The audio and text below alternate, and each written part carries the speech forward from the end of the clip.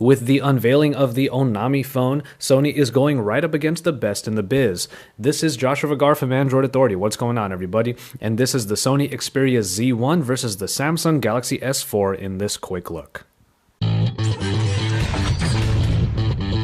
We have two different philosophies in design here, as Sony has been taking its omnibalance to its best with the Xperia Z1. The general look and feel of the original Xperia Z is in full force here and involves an aluminum unibody frame that is filled in with tempered glass. The flat sides and rigid corners make for a unique smartphone design that we pretty much only see from Sony. The side holds the silver power button, the signature one, that also includes a dedicated camera button too. While the entire phone is very fingerprint prone, this 5-inch form factor is still pretty accessible and isn't too uncomfortable for one hand. And of course, there is the water and dust resistance, which typically means the ports are all covered. Enter the Samsung Galaxy S4, the plastic up against Xperia's glass. This is the tried and true design that Samsung is very well known for by now, with its pebble-like and rounded look and the glossy plastic feel that can be pretty slippery to the touch. All of this includes the usual button layout and removable back that allows for removable battery and expandable memory. Its 5-inch screen is one of the best out there, as its footprint is actually quite accessible and similar to the original S3. Though the Xperia Z1 has definitely improved on its general handling, it has to contend with the accessibility of the Galaxy S4.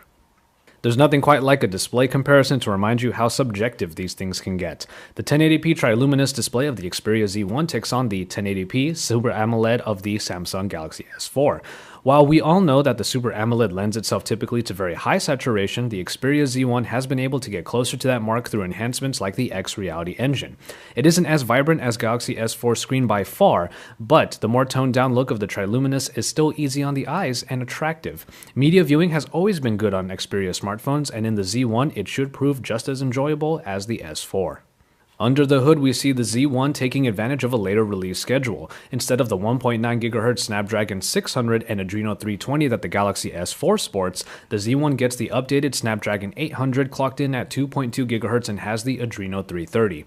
Performance is often a spec race, and while we had no problems getting around the Xperia elements, we're sure the experience is pretty evenly matched here, even if the Xperia Z1 does get a little bit of an edge. And it's in the optics that the Xperia Z1 really didn't want to compromise. While the 13-megapixel shooter in the Galaxy S4 has been very well received for its vibrant and detailed photos, the Xperia Z1 is trying to get as close to a real compact camera experience as it can with a 20.7 Exmor-R CMOS sensor that echoes the RX line of Sony digital cameras. This is indeed going to be a monster of a camera that should reach a comparable number of enhancements as the S4's camera due to downloadable app enhancements.